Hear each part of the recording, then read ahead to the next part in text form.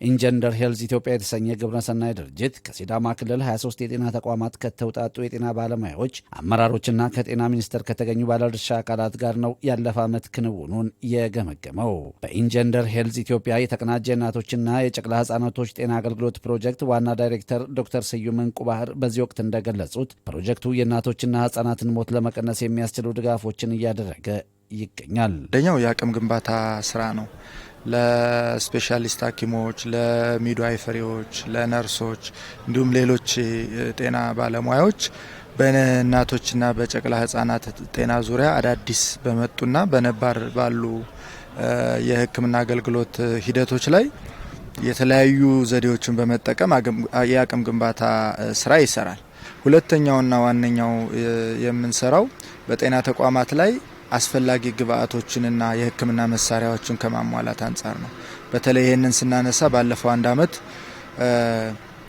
ወደ 100 ሚሊዮን ብር የሚጠጋ ወጪ በማውጣት በ6 ሪጅኖች ላይ ክልሎች ላይ የተለያዩ አገር ውስጥ የማይገኙ የሕክምና መሳሪያዎችን ከሀገር ውጭ በመግዛት ወደ 150 ለሚሆኑ ሆስፒታሎችና ጤና ጣቢያዎች ሰጠናል። በኢንጀንደር ሄልዝ የተቀናጀ የእናቶችና ህጻናት ጤና አገልግሎት ፕሮጀክት ድጋፍ በተደረገባቸው ተቋማት የእናቶችና ህጻናት ጤና መሻሻል አሳይቷል ያሉት በፕሮጀክቱ የሲዳማ ክልል አስተባባሪ አቶ ተስፋዬ እርዶሎና በክልሉ ጤና ቢሮ የእናቶች ህጻናትና ወጣቶች ዳይሬክተር አቶ ኢመላ ለሜቻ ናቸው። የመጀመሪያውን ዙር 23 ከፍተኛ የሆነ የወሊድ አፈጻጸም አገልግሎት ያለባቸውን ጤና ተቋማት መርጦ ፕሮጀክቱ ኢምፕሊሜንት ማድረግ ጀምሯል። ኢምፕሊሜንት ሲያደርግ ከነበረው በተለይም ያተኮረው የድህረ ወሊድ የቤተሰብ እቅድ አገልግሎት የሚባል አለ።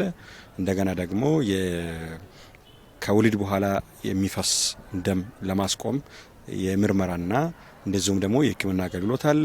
የጨቅላ ህጻናትን ደግሞ በተቀናጀ መልኩ ሞታቸውን ለመቀነስ የሚሰሩ ስራዎች አሉ። በእነዚህ ስራዎች ሁሉ ከፍተኛ የሆነ አፈጻጸም ተመዝግበው ውጤት ተመዝግበዋል ማለት ነው። 29 በመቶ ብቻ ነበረ ከአንድ አመት በፊት። አሁን ላይ ደግሞ ሲታይ ደግሞ 62 በመቶ ከፍ ብለዋል። ታርጌታችን 70ና ከዛ በላይ ማድረስ ነው። በእርግጥ እንደ ክልል ያለን አፈጻጸም ጥሩ ነው። ክልሎች አንጻር ሲታይ ግን ከታርጌት አንጻር አሁንም ብዙ የሚቀር ነገር አለ።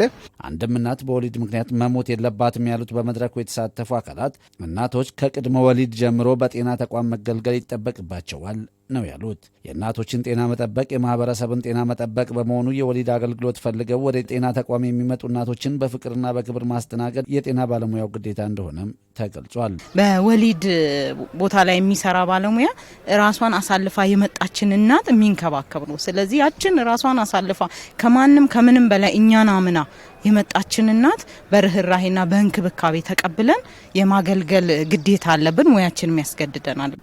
በክህሎት ስልጠናና አጠቃላይ በእውቀት ስልጠና ላይ አድሬስ የሚደረገው አንዱ እናቶችን በልዩ እንክብካቤና ርህራሄ ማገልገል እንዲችሉ ስለሆነ ሁሉም የጤና ባለሙያዎች የእናቶች የሚገለገሉበትን አካባቢ ምቹ በማድረግ ምቹ አካባቢ በመፍጠር አገልግሎት እንዲሰጡ ምክር ይኖረኛል ማለት ነው። ድርጅቱ በቀጣይም የአገልግሎት አድማሱን በመላ ሀገሪቱ በማዳረስ እንደ ሀገር በ2030 የቤተሰብ ምጣኔን 50% ለማድረስ የተቀመጠው ግብ እንዲሳካ የበኩሉን አስተዋጽኦ ያበረክታልም ተብሏል።